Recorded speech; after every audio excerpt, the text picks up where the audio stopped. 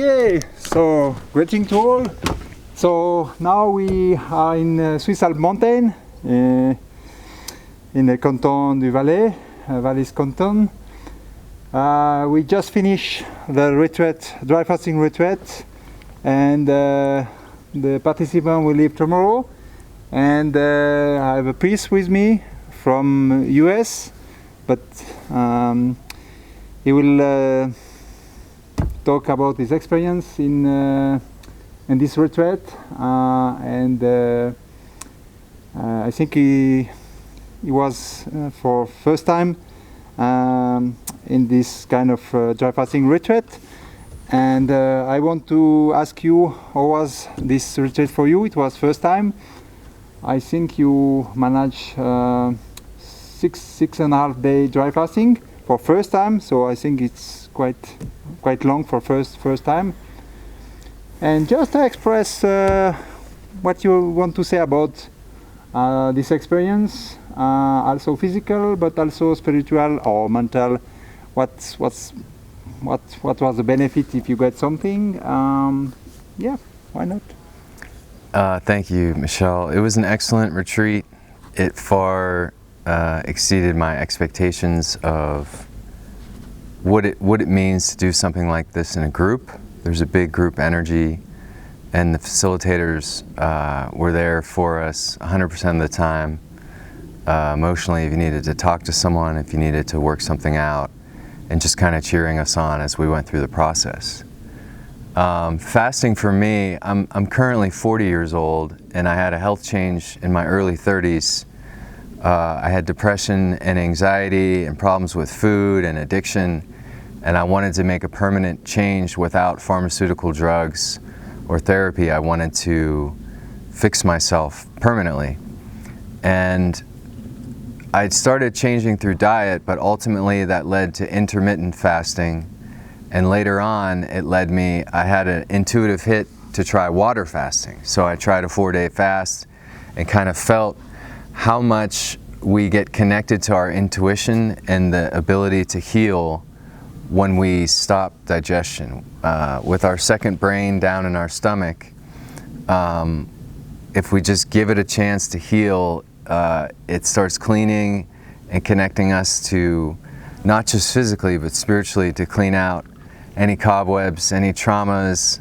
And in this fast especially, in days 1 to 3, I was releasing a lot of old stuff from childhood, girlfriends, military, fraternity, a lot of weird things that happened to me in this lifetime, that it just seems like it's an automatic process. It's kind of like a hidden code to the body and the soul when you do the dry fast. It was challenging, but I think the big takeaway with fasting and moving to the level of dry fasting is the belief in the cure, and understanding that you're not going to die, and that pretty much all of us get conditioned as we grow up to believe that you need water every day and you need food at least every 3 days. If you don't eat, that you're going to die.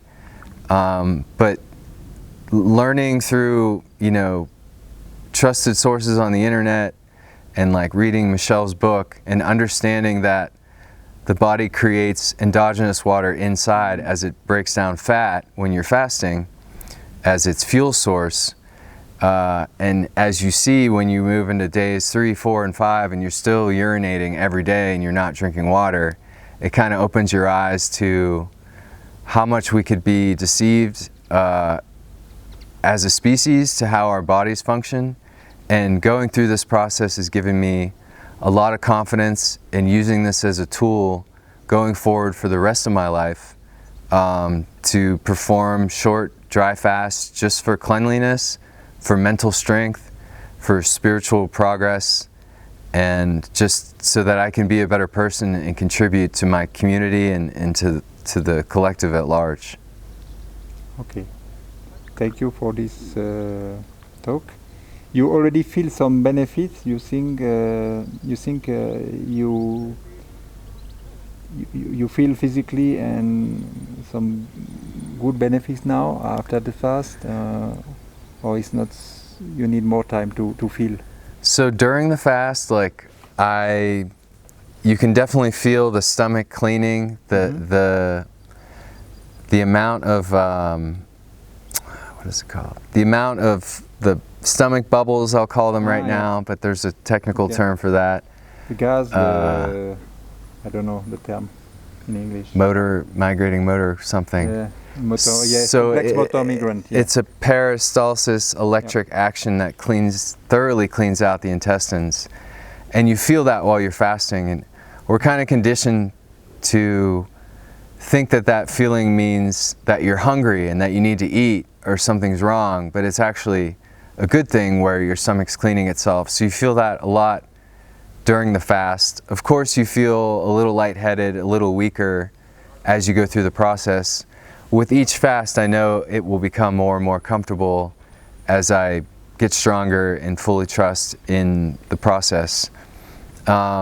I think there's pros and cons too. Doing it in a group is very supportive, but also you can do them by yourself, which is sort of like a vision quest style. Yep. I feel more mental clarity now. You kind of I feel like reborn, like a new beginning. Yeah.